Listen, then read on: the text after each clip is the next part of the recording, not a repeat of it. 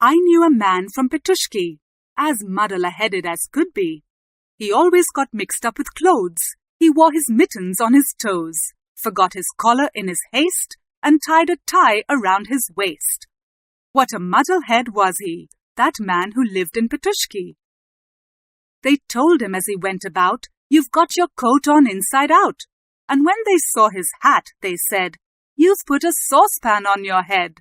What a muddle-head was he, that man who lived in Petushki. At lunch he scratched a piece of bread and spread some butter on his head. He put his walking stick to bed, and he stood in the rack instead.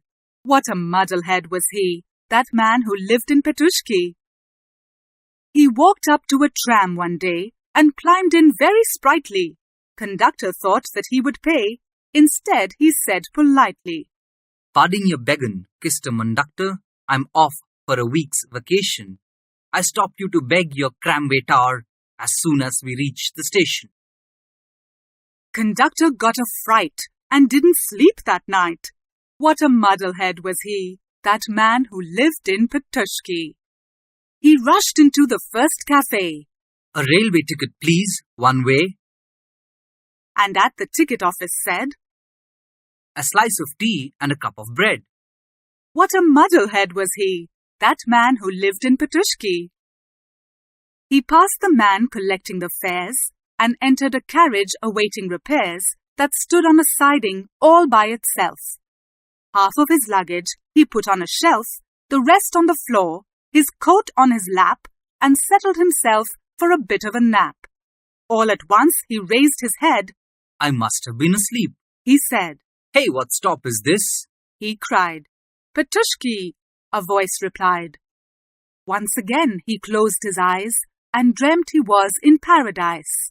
When he woke, he looked about, raised the window, and leaned out. "I've seen this place before, I believe.